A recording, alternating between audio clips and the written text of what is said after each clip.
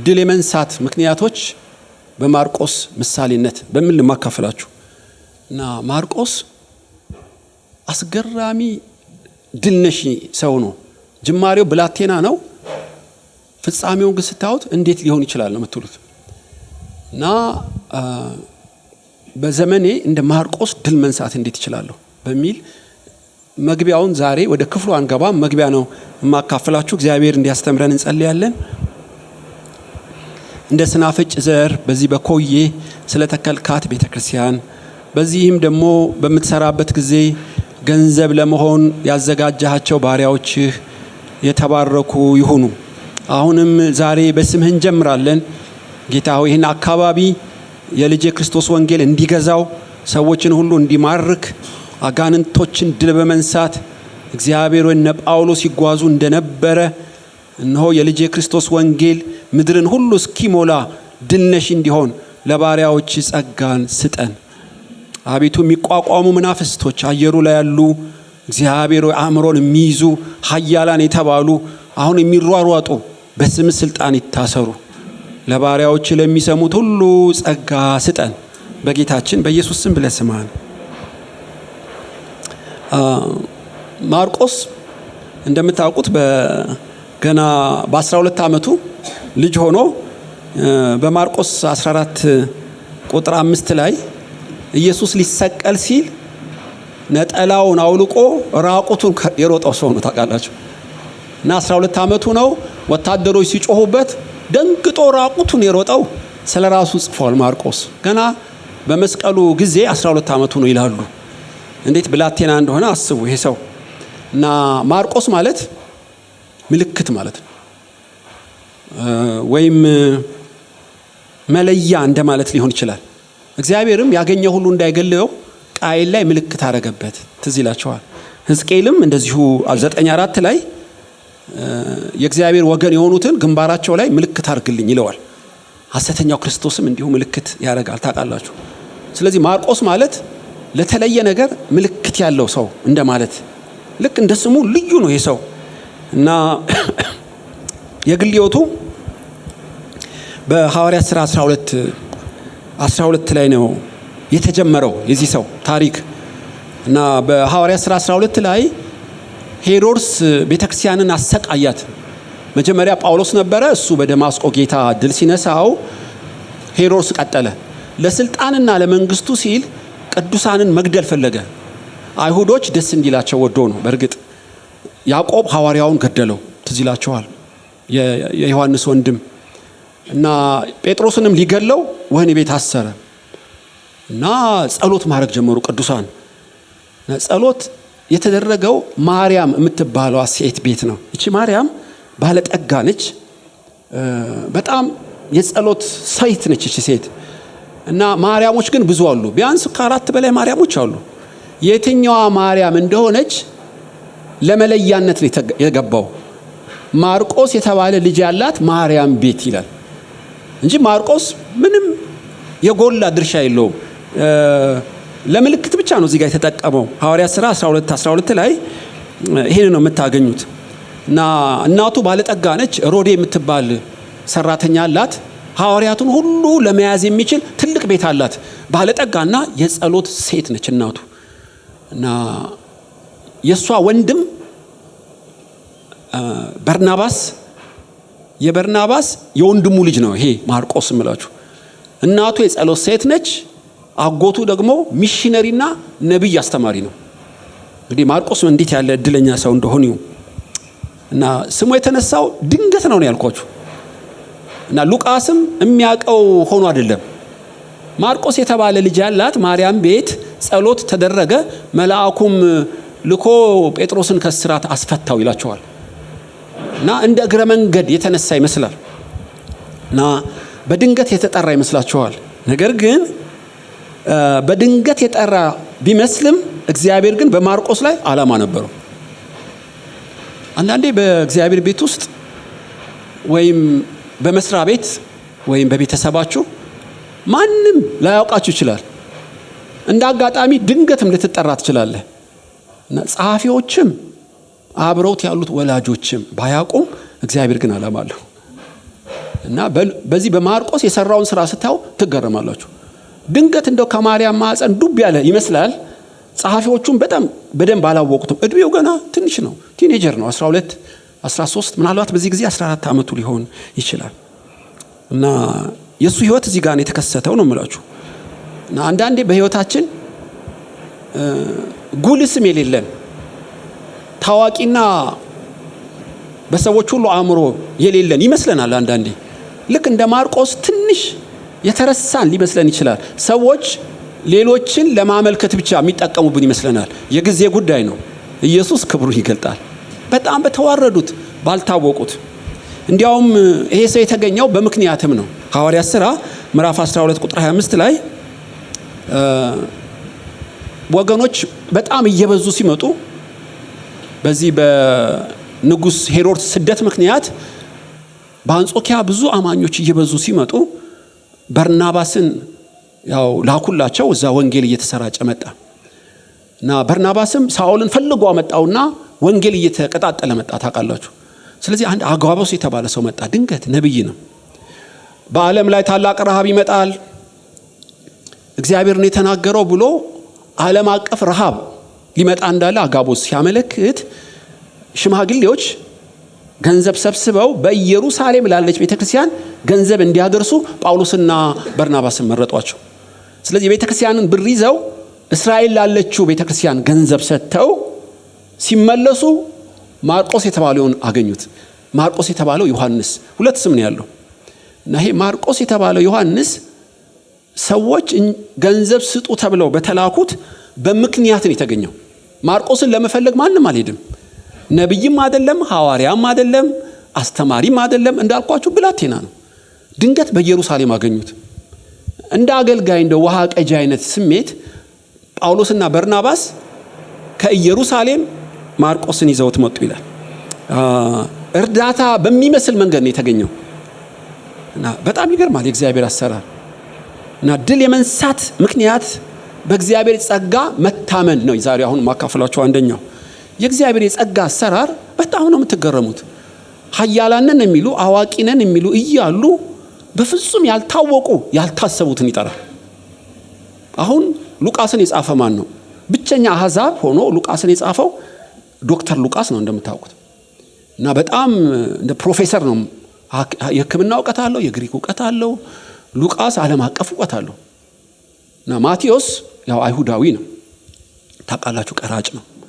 እና የብሉይ ኪዳንን ጥጥትን ያደርጋት ቀራጭም የሚሆን ሰው የተማረ ነው። እንዲያውም ዮሐንስማ የባለጠጋ ልጅ ነው። በጣም ሊቅ ከሚባሉት አንዱ ነው። ስለ ኢየሱስ የእግዚአብሔር ልጅነት ነው የጻፈው ታውቃላችሁ።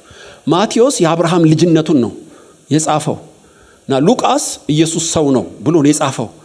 እና እነዚህ ሁሉ ኃያላን እያሉ ብላቴናው ማርቆስም በወንጌል ውስጥ ገባ።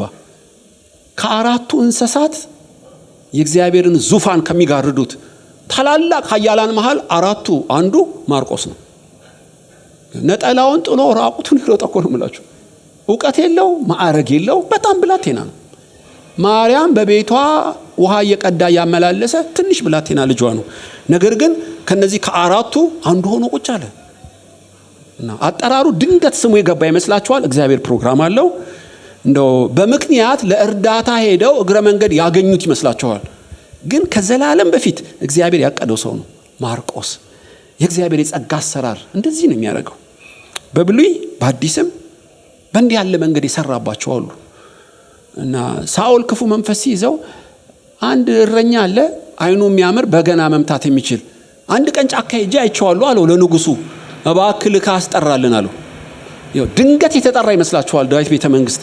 እግዚአብሔር ግን በዘላለም ዕቅድ ውስጥ ይሄን ብላቴና አኑሮታል። በአጋጣሚ በሚመስል ምክንያት በሚመስል ነገር እግዚአብሔር ጸጋ በሰው ህይወት ላይ ይሰራል።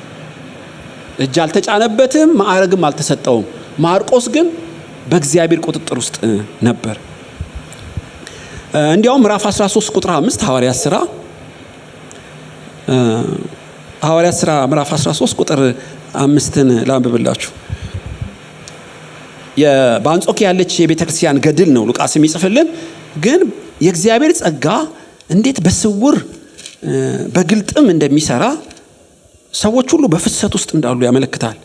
በአንጾኪያም ባለች ቤተክርስቲያን ነቢያት ነበሩ፣ መምህራን ነበሩ። እነርሱም በርናባስ፣ ኔጌር የተባሉ ስምዖን፣ የቄሬናው ሉኪዮስ፣ የአራተኛው ክፍል ገዢ፣ የሄሮድስ ባለሟል ምናሄ፣ ሳውልም ነበሩ። እነዚህ ሁሉ የማርቆስ ስም ግን የለም። ማርቆስ እኮ እዛ ቸርች ውስጥ አባል ነው፣ ስሙ ግን አልተጻፈም። ከኃያላንና ሚዛን ከሚደፉት ስላልሆነ ስሙ እኮ አልተጻፈም። ነገር ግን ዝቅ ብሎ መንፈስ ቅዱስ ለእስራኤል ለዩልኝ ካለ በኋላ ቁጥር 5 ሄዳችሁ እዩ።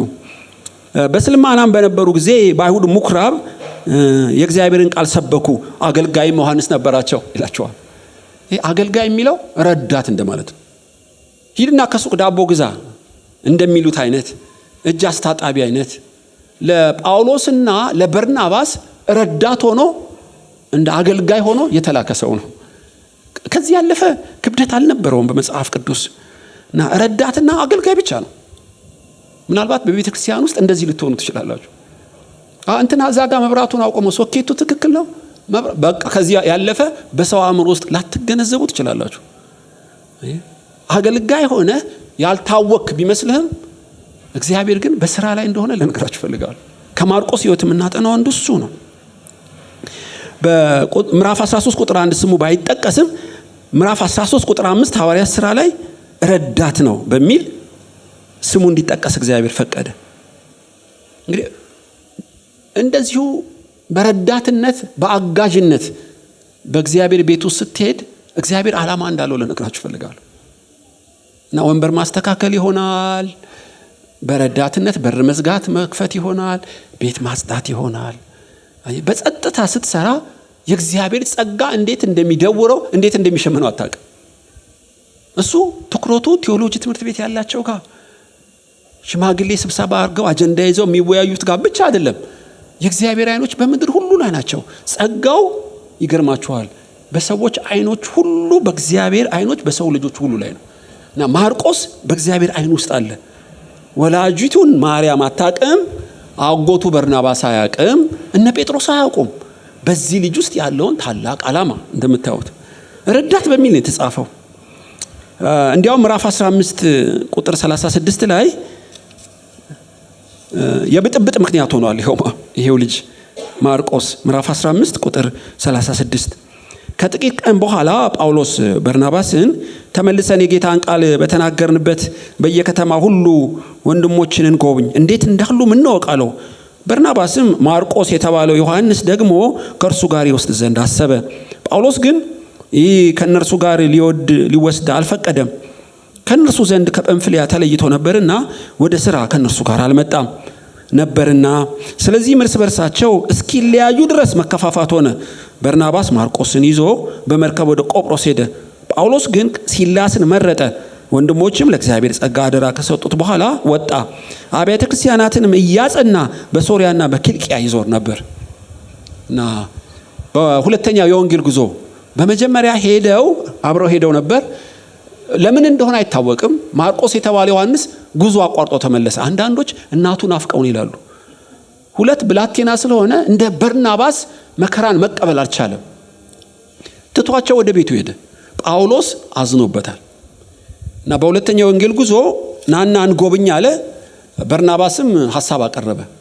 ቀድሞ አብሮን የነበረ ግን ያቋረጠው የወንድሜ ልጅ ማርቆስ አብሮን ይሄድ አለ። ጳውሎስ በምንም አይነት አለ፣ ይሄ ተልኮ የማይፈጽም ደካማ ሰው ከኛ ጋር አይሄድም። በርናባስ ይሄዳል፣ አይሄድም፣ ምን ታመጣለህ? ተጣሉ። የሁለቱ አንጋፋ ሚሽነሪዎች ጠብ ምክንያት ሆነ።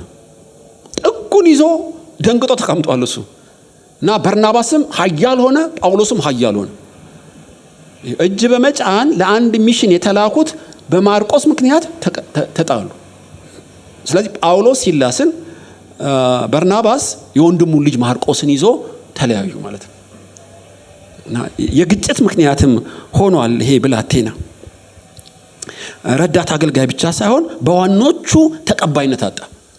ጳውሎስ ሊቀበለው አልቻለም እና ሚዛን አልደፋለትም። ይሄ ልጅ የመጀመሪያ ሙከራ አድርጎለታል። ሲያየው ከኢየሩሳሌም አምጥተውታል። በእርግጥ የማርያም ልጅ ነው። በእርግጥ የጸሎት ሴት ነች እናቱ። ሆኖም ለሚሽነርነት አይበቃም። ገና ምራቅ አልዋጠም፣ አልበሰለም፣ ከኛ ጋር አይሄድም አለ ማለት ነው። አንዳንዴ ዋኖች የተባሉ ላይቀበሏችሁ ይችላሉ። የቀደመ ድካማቸውን ይቅር ላይሉ ይችላሉ። ያ ማለት የእግዚአብሔር ፕሮግራም በእናንተ ላይ የለም ማለት አይደለም። ቄሱ አንድ ቀን ስሜን ጠርቶ አያውቅም፣ ፑልፒት እንኳን ሰጥቶኝ አያውቅም፣ አይ ሞገስ የለኝም ማለት ነው ትል ይሆናል። አይደለም። በርናባስ ጳውሎስ አልተቀበለህም ማለት እግዚአብሔር አልተቀበለህም ማለት አይደለም። በጳውሎስ ሚዛን ደካማ ነህ ማለት በእግዚአብሔር ፊት ደካማ ነህ ማለት አይደለም። እና አንዳንዴ አገልጋዮች ይፍን ላይቀበሉ ይችላሉ። የነገውን ባንተ የሚሰራውን ላያውቁ ይችላሉ። ሆድ ግን ሊበሰን አይገባም። በእውነት ተቀባይነት ያጣ ሲመስልህ እግዚአብሔርም ዓላማ አለው። በዛ ውስጥ ምን ሊያስተምርህ እንደሆነ አታውቅም። ነገር ግን ይሄ ሰው በቆላሲያስ ምዕራፍ 4 ቁጥር 10 ላይ ላንብብላችሁ። ቆላሲያስ ምዕራፍ 4 ቁጥር 10 ስሙ እዛም ጋር ተጠቅሷል። ቆላሲያስ ምዕራፍ 4 ቁጥር 10 ቆላሲያስ ምዕራፍ 4 ቁጥር 10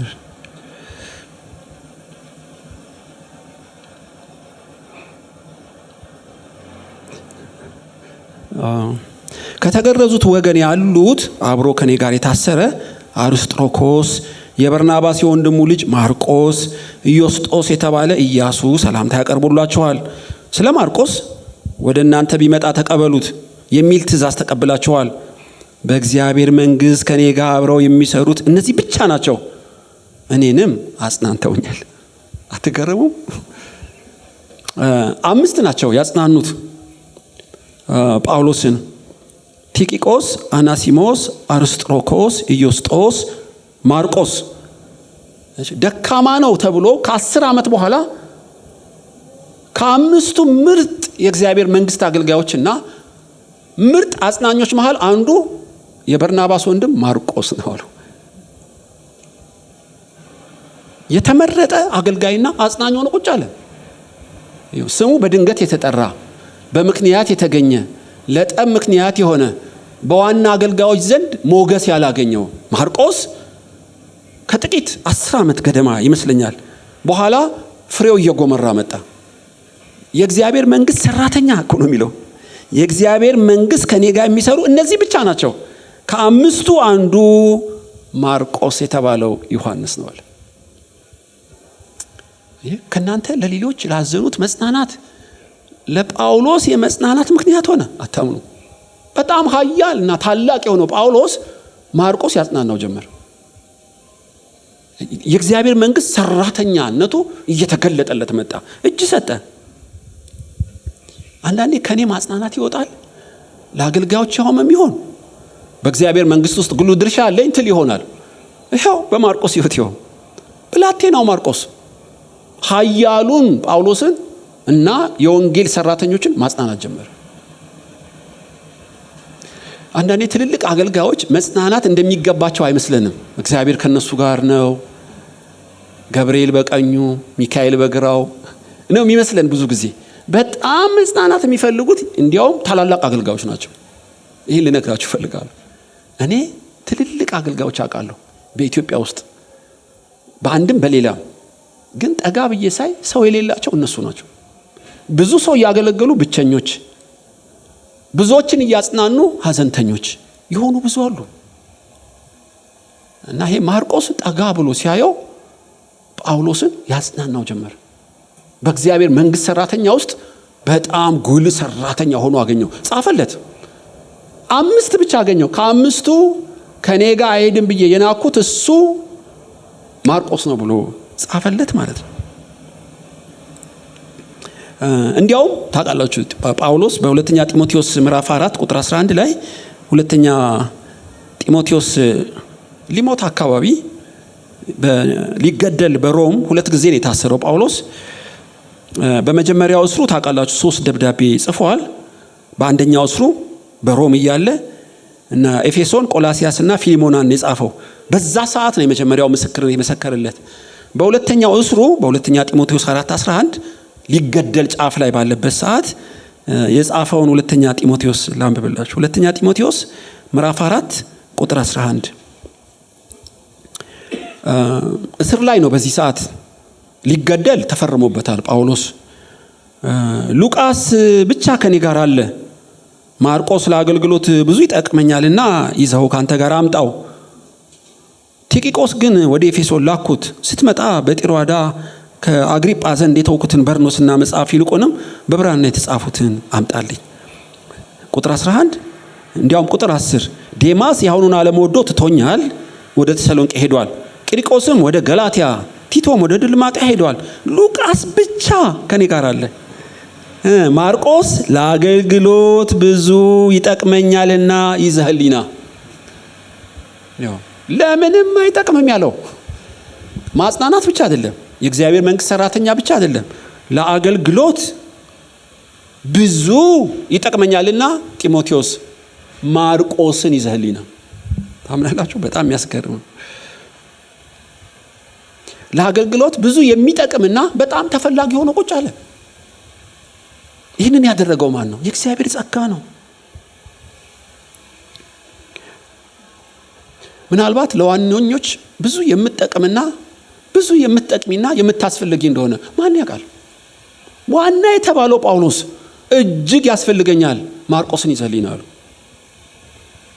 ያ ትንሽ ነጠላውን ጥሎ የሮጠ ብላቴና፣ አንተ ልፍስፍስ ነከኛ ጋር አትሄድም የጀመርከውን አጨርስም የተባለው ብላቴና እንደሱ ያለ የለኝም ቶሎ ይዘህልኝ አሉ። ከመሞቴ በፊት ማርቆስን እፈልገዋለሁ። ለምን? እጠቅመዋለሁ አይደለም፣ እጅግ ይጠቅመኛል። ጠቃሚ ያደረገው ማለት ነው እግዚአብሔር።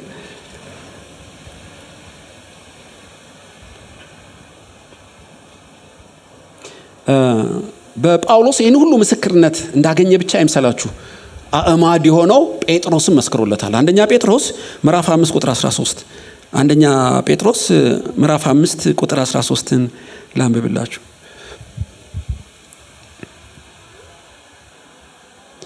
ከእናንተ ጋር ተመርጣ በባቢሎን ያለች ቤተክርስቲያን ልጄም ማርቆስ ሰላምታ ያቀርብላችኋል። በፍቅር እርስ በርሳችሁ ሰላምታ ተሰጣጡ። በክርስቶስ ላላችሁ ለሁላችሁ ሰላም ይሁን። ይሄን የጻፈው ጴጥሮስ ነው በሮም እና ምን ይለዋል? ከእናንተ ጋር ተመርጣ በባቢሎን ያለች። እቺ ባቢሎን የኮድ ስም ነች። ባቢሎን አሁን ኢራቅ ውስጥ ያለችው በዳንኤል ያያት ባቢሎን አይደለችም። ነገር ግን ስደት ስለነበረ ሐሳቡን ኔሮ ክርስቲያኖች እየበዙ ሲመጡ የሮም ንጉስ ኔሮ ከተማውን በእሳት አቃጠለው። እንዲያውም 7 ቀን የፈጀ ንዳድ ሆነ በከተማው። ብዙ ቤቶች ተቃጠሉ። ማን ነው ይህን እሳት የለኮሰው ሲባል ራሱ ኔሮን የለኮሰው ይላሉ። በጣም አእምሮ እንደ እብድ የሚያደርገው ንጉስ ነበር። እነዚህ ጴንጤዎች ክርስቲያኖች ከተማውን አቃጠሉት አለ ማለት ነው ንጉሱ። እና በዛ ሰዓት ጠቅላላ ክርስቲያኖች ተያዙ። የመከራ ሰዓት ነው ታውቃላችሁ። ያደረሰባቸው መከራ አንዳንዶችን የእንስሳ ቆዳ ያለብሳቸውና ከእንስሳ ጋር ይለቃቸዋል። እንስሳው እንዲገለው ማለት ነው። በሰም የተነከረ ጨርቅ ላያቸው ላይ ጠቀልልና አበባ ሲጎበኝ እንደ ጧፍ እንዲነዱ ያደርጋቸዋል። ታስረው ይነዳሉ፣ እሱ አበባ ይጎበኛል። ታምናላችሁ? ካታኮምቦ የሚባል ስታዲየም ውስጥ ጨምሮ አንበሳ ጋር ያታገላቸዋል። እና በዛ እንደ እሳት መከራ ስላመጣባቸው የሚጽፉትም ደብዳቤው ራሱ ከሮም ነው አይሉም። ደብዳቤው ከተያዘ እንዳይገደሉ ባቢሎን የሚል ስም አውጡላት እንጂ ጴጥሮስ ይሄን የጻፈው ሮም ሆኖ ነው። እና በዚህ መከራ ሰዓት ከእናንተ ጋር ተመርጣ በባቢሎን ያለች ቤተክርስቲያን ልጄም ማርቆስ የወለደው ልጅ ሆኖ አይደለም፣ ግን ያሳደገው ልጅ ነው። ከልጅነቱ መንፈሳዊ ልጁ ነው። እና ልጄ ማርቆስ ሰላምታ ያቀርብላችኋል። በዚህ በመከራና በአውሬ በሚበሉበት ክርስትና ምንድነው ብለው በሚሉበት ሰዓት ማርቆስ የሰላም ሰው ሆኖ ያረጋጋቸዋል። ሰላም ለእናንተ ይሁን፣ አይዟችሁ እያለ እንዲያውም ማርቆስ ወንጌል የጻፈው በዚህ ሰዓት ነው ይባላል። ሮም ሆኖ በመከራ ውስጥ ላሉ ክርስቲያኖች ተስፋ ሊቆርጡ ጫፍ ላይ ላሉት የማርቆስን ወንጌል ጻፈ። አሁን ይሄንን ባክግራውንዱን ስታውቁ ነው ማርቆስ ወንጌል የሚጣፍጣችሁ። ለምንና እንዴት እንደተጻፈ ስታዩ። በጣም አጭር ነች። እንደ ሉቃስ ፍሰቱን የጠበቀ አይደለም። ከመጀመሪያ እስከ መጨረሻ የሚተረተር አይደለም። የኢየሱስ የእግዚአብሔር ልጅነትና የደቀ መዝሙርነት ማንነት ላይ ያተኮረ እዛም እዚህም የጻፈ ነው እና አጭር ነች፣ አስገራሚ መጽሐፍ ነች። በኋላ ስለ መጽሐፉ እንመጣበታለን። ነገር ግን ጴጥሮስ በመከራ ሰዓት የሰላም ሰው ነው ይለዋል ማርቆስ። ጳውሎስንም የእግዚአብሔር ሰራተኛ ነው በጣም ያስፈልገኛል ብሎ ሲመሰክር፣ ጴጥሮስም የሰላም ሰው ነው ሰላም ይላችኋል ብሎ ሲናገር ታዩታላችሁ። በመከራ ሰዓት የሚያረጋጉ የሰላም ሰዎች በጣም ጥቂት ናቸው። ተጨንቆ የሚያስጨንቅ ብዙ ነው፣ ፈርቶ የሚያስፈራችሁ ብዙ ነው እና መከራ ውስጥ ቆመው የሚያረጋጋችሁ በጣም ጥቂት ነው።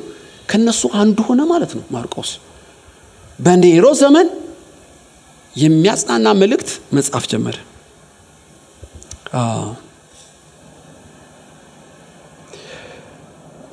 ድልነሽ ህይወት እንድንኖር፣ ስኬታማ ህይወት እንድንኖር አንዱ ማመን ያለብን በእግዚአብሔር የጸጋ አሰራር ነው። ሉቃስን ለዚህ ያበቃው ማን ነው? እሱ የእግዚአብሔር ስራ ነው። እንደምታውቁት የማጽናናት ምክንያት ሆነ፣ የእግዚአብሔር መንግስት ሰራተኛ ሆነ። በኋላ እንመጣበታለን። ማርቆስ ወንጌል ከውስጡ ወጣ። የመጀመሪያ ወንጌል ነው፣ ሁለተኛ ቢጻፍም የወንጌል ስርጭት በሮም አደረገ። እንዲያውም የማርቆስ ወንጌል እስከ ግብጽ ድረስ ሄዷል ይባላል። እሱም ግብጽ አገልግሏል። ከአራቱ እንስሳት አንዱ ሆኖ ቁጭ አለ እና ዮሐንስ በንስር ነው የተመሰለው። ይሄ ማርቆስ በጥጃ ነው የተመሰለው ታውቃላችሁ።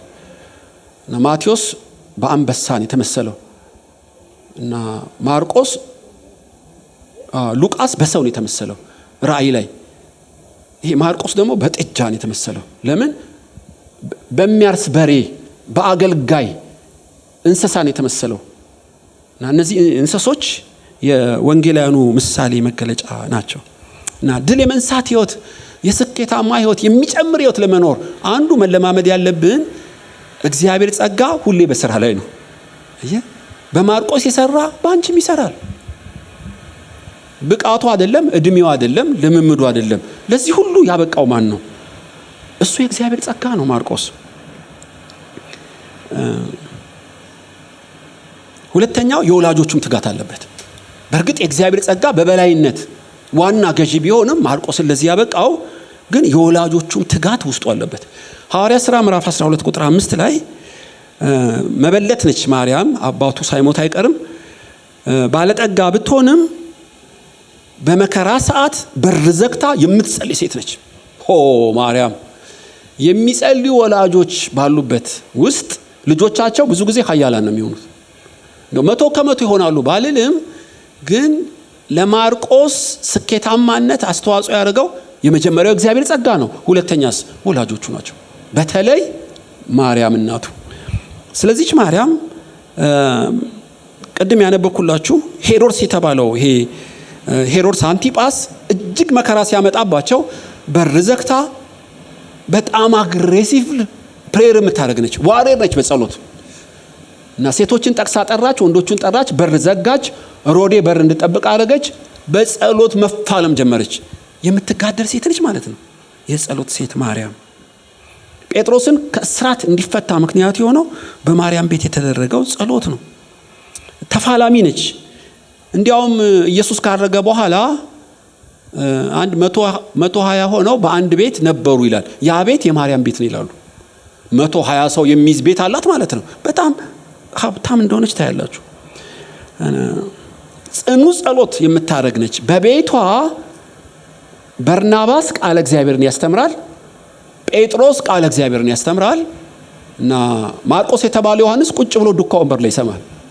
ለዚህ ታላቅ የሚሽነሪነት በሐዋርያቱ ዘንድ ተፈላጊነት በመከራ ሰዓት አጽናኝ እንዲሆን ያበቃው ማን ነው? በማርያም ቤት ውስጥ ጸሎትና ቅዱስ ቃሉ ስላለ ከልጅነቱ ጀምሮ ጠጥቶታል። እንዲያውም በኋላ አካፍላችኋለሁ። ይሄ ማርቆስ ወንጌል በድብቅ የጴጥሮስ ወንጌል ነው የሚባለው እና ማርቆስ ከጴጥሮስ የሰማውን ነው የጻፈው።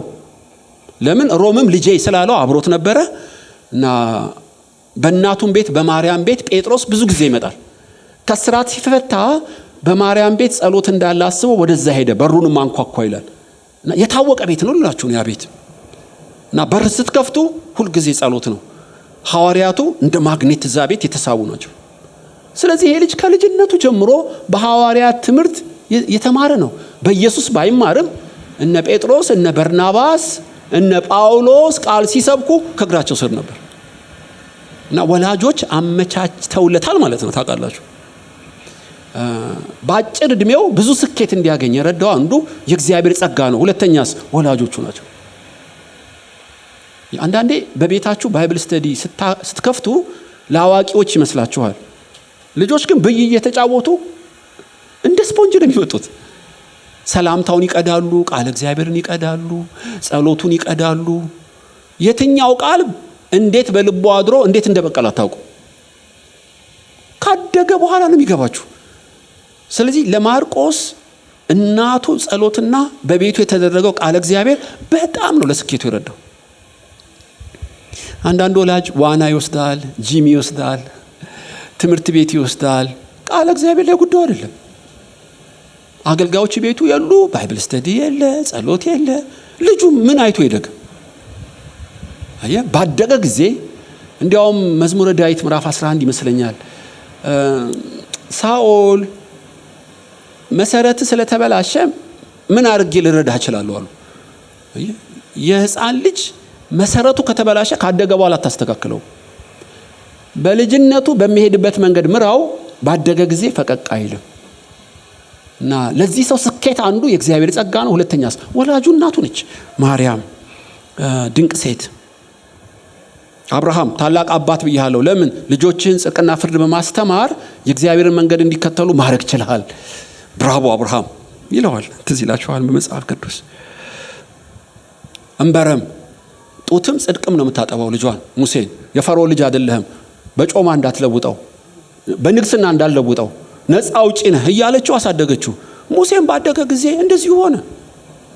ትሁትና በጣም የከበደ ሰው ሆነ። ምክንያቱ ማነች? እናቱ ዮካቤድ ነች፣ አባቱም በረም ይባላል። ጡት እያጠባች ከፈርዖን ገንዘብ ብትቀበልም ለፈርዖን አላሳደገችውም፣ ልጇን ለእግዚአብሔር አሳደገችው። የታመነ ካህን አስገራሚ ሰው ሆኖ ቁጭ አለ። በማን? እናቱ በጣም አስተዋጽኦ አድርጋለች።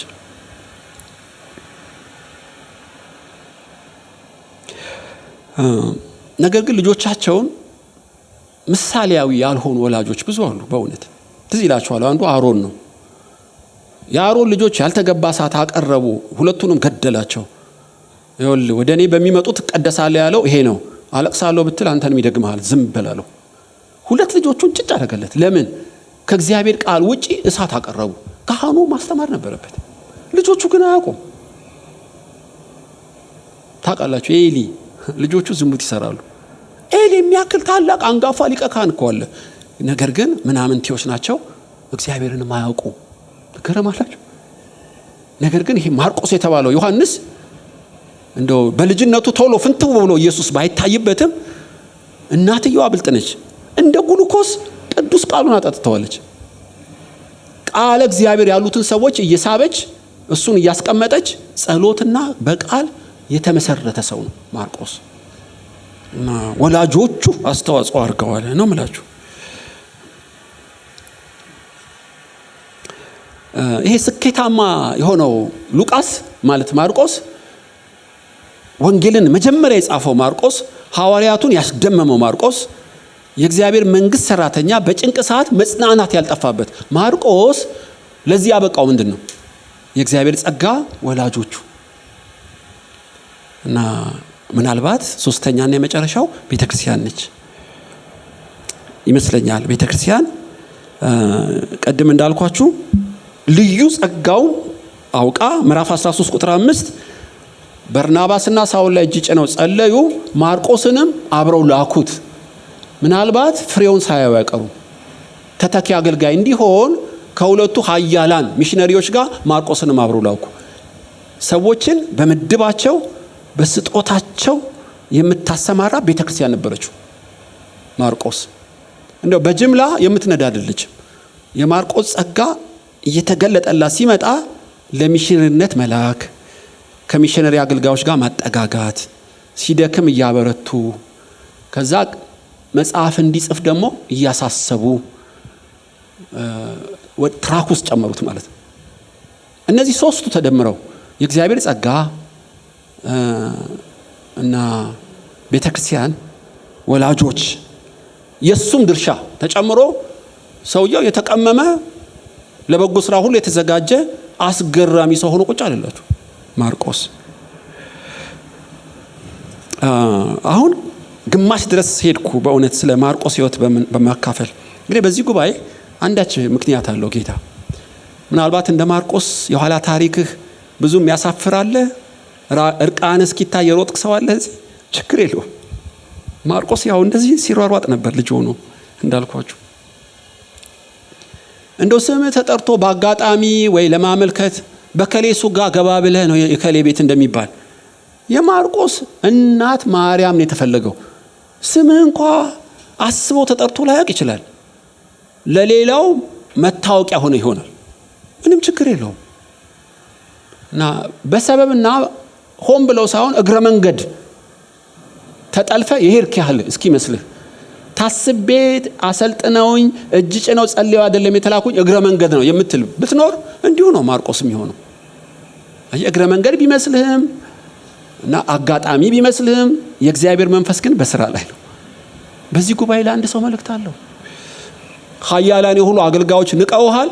ሉቃ ይሄው ማርቆስ ተንቋል። ለምንም የማይጠቅም ልፍስፍስ ተብለሃል። ምንም ሆድ አይባስህ።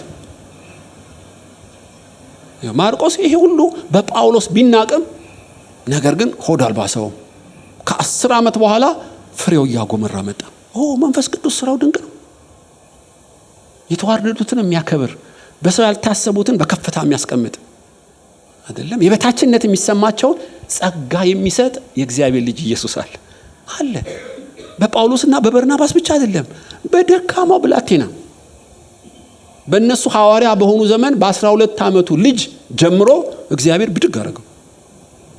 ወንጌል የተጻፈው የግሪክ ዕውቀት ባለው ብቻ አይደለም፣ የብሉይ ኪዳን ዕውቀት ባለው ቀራጭ ብቻ አይደለም፣ ሀብታምና ምጡቅ ዕውቀት ባለው በዮሐንስ ብቻ አይደለም፣ በብላቴናው በማርቆስ ሐዋርያ ነብይም ባልሆነው ማዕረግ በሌለው በብላቴናው ወንጌል ተጽፏል።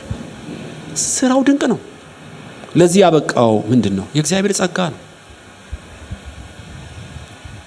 ስለዚህ እኔ አረባም አልጠቅምም በእኔ ትልቅ ስራ የሚሰራ አይመስለኝም የምትሉ መንፈስ ቅዱስ ያነጋገራችሁ ነው። የመጀመሪያ ወንጌል የወጣው ከማርቆስ ነው። ሉቃስ ቀርቷል፣ ማቴዎስ ቀርቷል ከሱ። ማርቆስ ከማንም አልቀዳም፣ ከሱ ነው የተዋሱት። የመጀመሪያ ወንጌል ነው። በእርግጥ መልእክቶች ቢኖሩም ማርቆስ በተጻፈበት ሰዓት በሮም የመጀመሪያ ወንጌል ግን ስለ ክርስቶስ አምላክነት የእግዚአብሔር ልጅነትና አገልግሎት ቀድሞ የጻፈው ማርቆስ ነው። ኢየሱስን እኮ ሲያገለግል አልነበረም እንዳልኳችሁ፣ ግን ከጴጥሮስ ሰምቶ እዛም ጴጥሮስ የሰበከውን ሰምቶ በጽሁፍ ቁጭ አደረገልን እና ዝርዝርና በጣም ብዙ ባይሆንም ዋና አንኳር የሆኑትን ቁጭ አደረገው። ማን ያውቃል ባንቺ ምን እንደሚሰራ?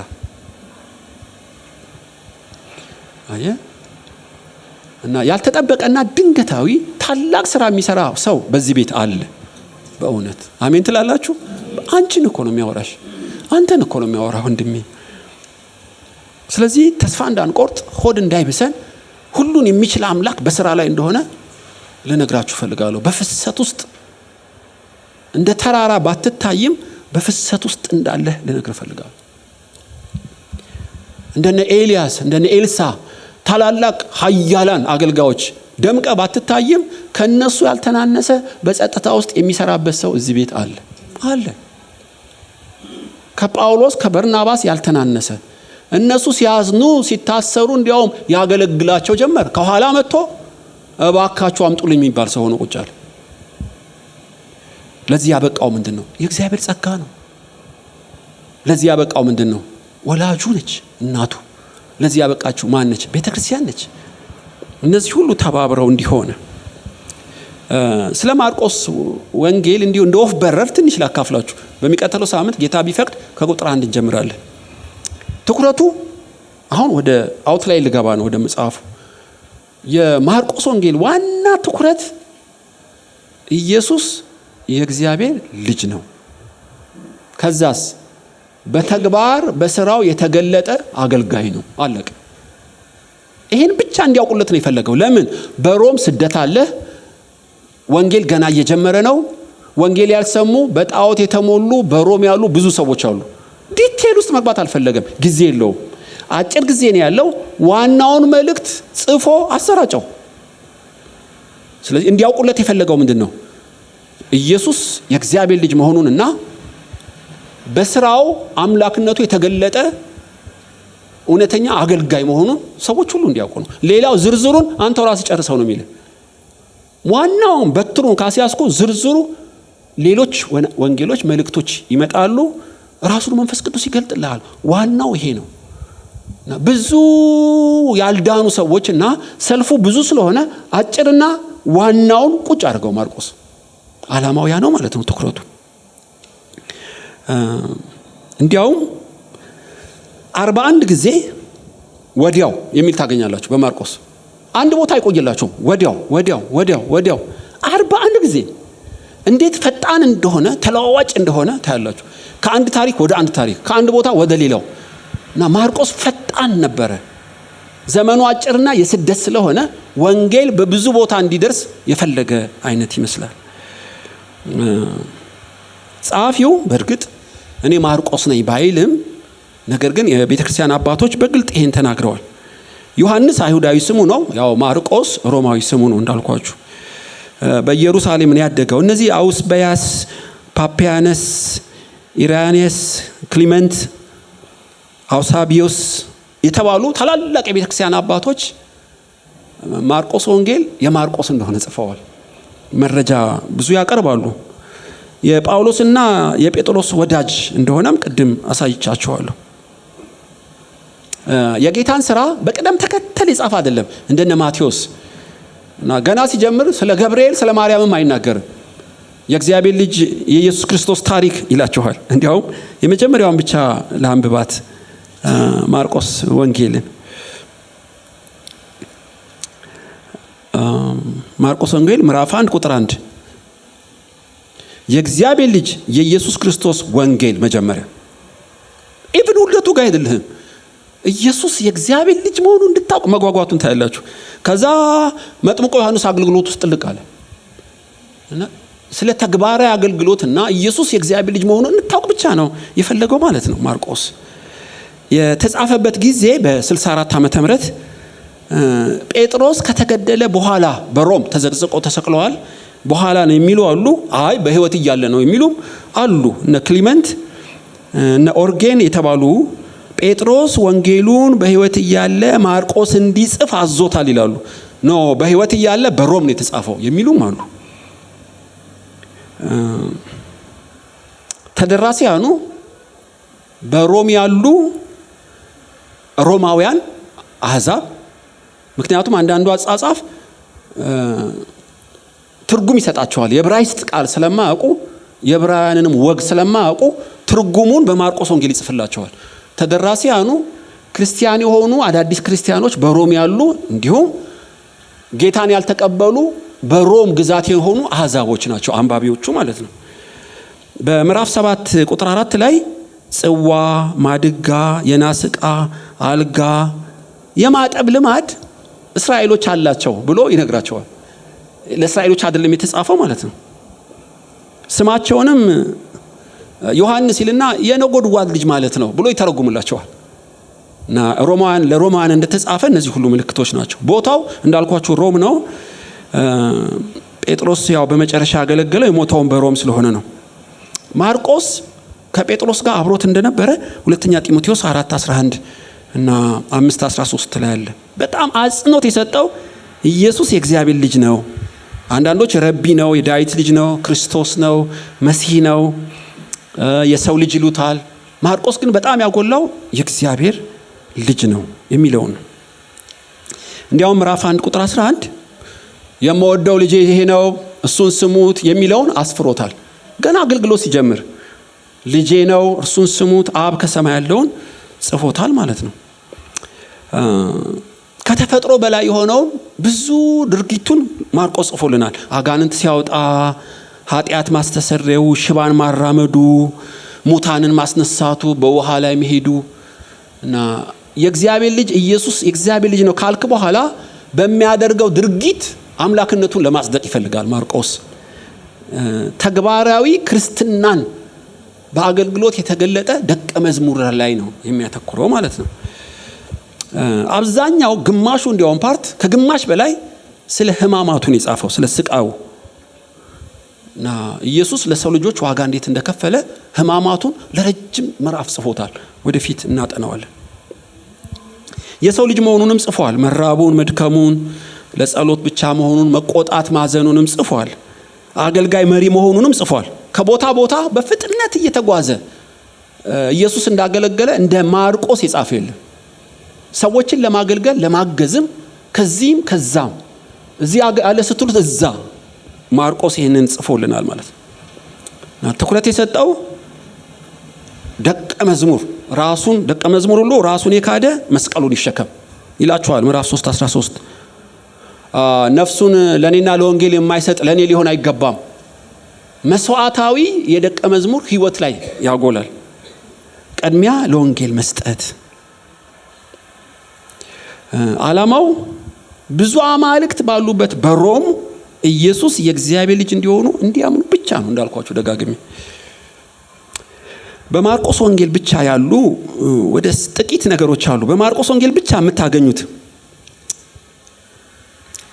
ዘር ይዘራል፣ ሰዎቹ ይተኛሉ፣ ዘሩ ያድጋል፣ ዛላ ይሆናል፣ ፍሬ ያፈራል፣ ይታጨዳል የሚለው ቃል በማርቆስ ወንጌል ብቻ ነው የተጻፈው። ሰንበት ለሰው እንጂ ሰው ለሰንበት አልተፈጠረም የተባለውን ምዕራፍ 2:27 ማርቆስ ወንጌል ላይ ብቻ ነው የምታገኙት። ሰው ሁሉ በእሳት ይቀመማል፣ መስዋዕትን በጨው 9:49 ላይ ማርቆስ ወንጌል ላይ ብቻ ነው የምታገኙት። አንድ ዲዳና ደንቆሮ መንፈስ አመጡ፣ ጣቱንም በጆሮ ከቶ ምላሱንም ዳሶ ኤፍታ ብሎ ፈወሰው የሚለውን ማርቆስ ወንጌል ላይ ብቻ ነው። ምዕራፍ 7:31 8:22 ላይ አይኑን ጸለየለት፣ ምን ታያለህ አለው። ሰዎች እንደ ዛፍ ሲወዛወዙ ድጋሚ ጸለየለት፣ አጥርቻ ያለው አለ የሚለው በማርቆስ ወንጌል ብቻ ነው የተጻፈው። 3:34 ኤፍታ አለው፣ ተፈወስ ማለት ነው ብሎ ትርጉሙንም ጽፏል። በማርቆስ ወንጌል ብቻ ነው። 5:13 ላይ ማርቆስ ከሰውየው ሞተው አጋንንት አሳማዎች ገቡ፣ አሳማዎቹም 2000 ነበሩ ያለው ማርቆስ ብቻ ነው። ቁጥራቸውም በቁጥር ጽፏል። 3:21 ላይ የኢየሱስ ዘመዶችም ኢየሱስ አበደ ብለው ሊያዩት ሄዱ የሚለውን አበደ ብለው የሚለውን ማርቆስ ብቻ ነው የጻፈው። ምዕራፍ 1:13 ላይ ኢየሱስም ምድረ በዳ ከአራዊት ጋር ነበር ይላችኋል። ማርቆስ ብቻ ነው የጻፈው። ከአራዊት ጋር ነበር የሚለውን ሌላ ቦታ አታገኙትም። 7:3 ላይ እጅ ሳይታጠቡ አይበሉም ወጋቸው ብዙ ነው ብሎ የጻፈም ማርቆስ ላይ ብቻ ነው የምታገኙት። እንግዲህ ከማርቆስ ምን እንማራለን? ከዚህ ብዙ ከመተረክ ከወንጌል ጋር ፊት ለፊት መጋፈጥ ነው የሚልህ ማርቆስ። ብዙ ዝባዝንኪ ውስጥ አይገባልህም።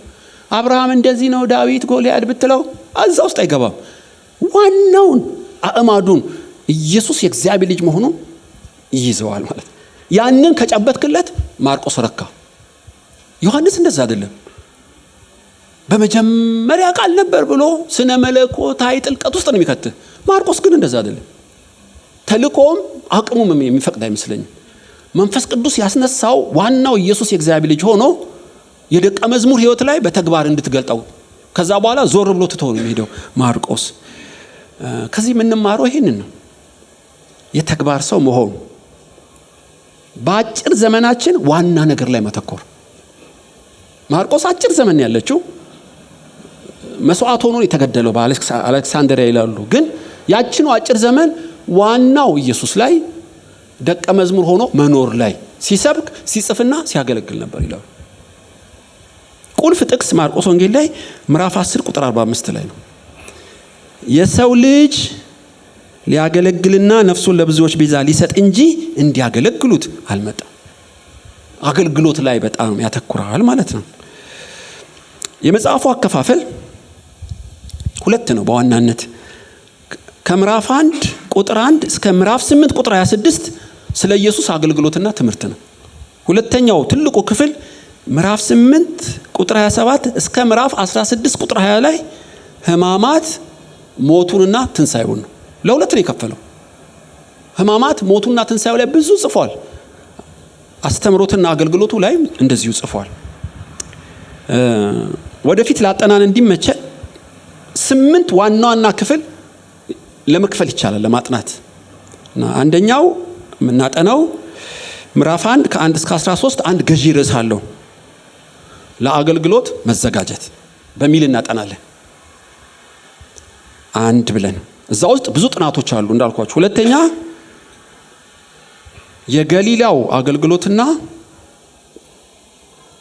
ተቃውሞ፣ በኢየሱስ ላይ የደረሰው ተቃውሞ፣ የገሊላው አገልግሎትና የደረሰበትን ተቃውሞ ከምዕራፍ 1 ቁጥር 14 እስከ ምዕራፍ 3 ቁጥር 6 እናጠናለን።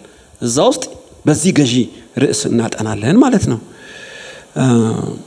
ሶስተኛ በገዛ ከተማው ያለው አገልግሎትና የተመረጡ 12 ሐዋርያት በሚል ከምዕራፍ 3 ቁጥር 7 እስከ ምዕራፍ 6 ቁጥር 6 እናጠናለን። 4 የተቸገሩትን መርዳት እና 12ቱን ሐዋርያት መላክ በሚል ከምዕራፍ 6 ቁጥር 7 እስከ ምዕራፍ 8 ቁጥር 30 እናጠናለን ማለት ነው። 5ኛ ጉዞ ከገሊላ ወደ ኢየሩሳሌም ምዕራፍ 8 ከ31 እስከ ምዕራፍ 10 ቁጥር 52 ድረስ።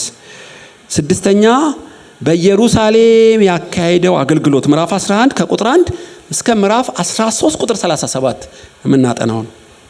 7 ስቃይና ሞቱ በኢየሩሳሌም ከምዕራፍ 14 ቁጥር 1 ጀምረን እስከ ምዕራፍ 15 ቁጥር 47 8ኛውና የመጨረሻው ትንሣኤው ነው። ምዕራፍ 16 ከቁጥር 1 እስከ 20 የምናጠናው ይሆናል። የማርቆስ ወንጌል ይህንን እግዚአብሔር ቢፈቅድ በህይወት ብንኖር እስከ ምዕራፍ 16 በዚህ ከፋፍለን እናጠናለን ማለት ነው። ከዚህ ከማርቆስ ወንጌል ዛሬ ምን ቀረልን? እንግዲህ ትንሽ ብላቴና የ10 ዓመት የ12 ዓመት ብላቴና በአጭር ዘመን ከሐዋርያቱ ጋር እኩል ሚሽነሪ ሆኖ በታሰሩበት በመከራቸው ሰዓት ከጎናቸው ቆሞ አስገራሚ ከአራቱ ወንጌል አንዱን ጽፎ የሚያጽናና መከራን ድል የሚነሳ ወንጌል አሰራጭ ሆኖ ቁጭ አለላችሁ። ስለዚህ በማርቆስ ወንጌል የሰራ ኢየሱስ በእኛም ይሰራል። ሌላ ወንጌል ባንጽፍም ነገር ግን የኢየሱስ ወንጌል በእኛ ምክንያት ይሰራጫል። በከንቱ አልተፈጠርሽም፣ በከንቱ አትሞች። ስለዚህ እንደ ጳውሎስ የመጀመሪያው ማርቆስን እንደናቀው ሰዎች ባይገነዘቡሽ እግረ መንገድ ስምሽ የሚጠራ አንድ ቀን የምስጋና ሰርቲፊኬት እጅም ተጭኖብሽ ባያቅ እንኳ እግዚአብሔር በስራ ላይ ነው። ማንም በጌታ ያልታወቀ የለም። ስለዚህ ደካማ የሚመስሉ ብልቶችን ክብር እያለበሰ በአካላቶች መገጣጠም እያደረገ ክብሩን የሚገልጥ ኢየሱስ እዚህ ቤት አለ። በማርቆስ ከሰራ በእውነት እላችኋለሁ በሁላችን ይሰራል። ለዚህ የኛ ድርሻ ምንድነው? በጸጋው መደገፍ ነው። የወላጆች ድርሻ ምንድነው? በልጆቻቸው ቃልና ጸሎትን መሰረት ማስጣል ነው። የቤተ ክርስቲያን ድርሻ ምንድነው? በምድባቸው ማኖር። ከዛስ ከውስጣችን የሚፈልቅ ነገር አለ። ምን ይፈልቃል? ወንጌል ይፈልቃል። ከማርቆስ እንደፈለቀ ከውስጣችን መጽናናት ይፈልቃል። ለሚያዝኑት አገልግሎት ይፈልቃል። ምናልባት ማንም ያልደረሰበትን ታላላቅ ገድል ከኛ መሃል በአንዳችን ሊሰራ ይችላል። የእግዚአብሔር ጸጋ ይህን የሚያደርግ የእግዚአብሔር ጸጋ እዚህ ቤት አለ። ስሙ የተባረከ ይሁን።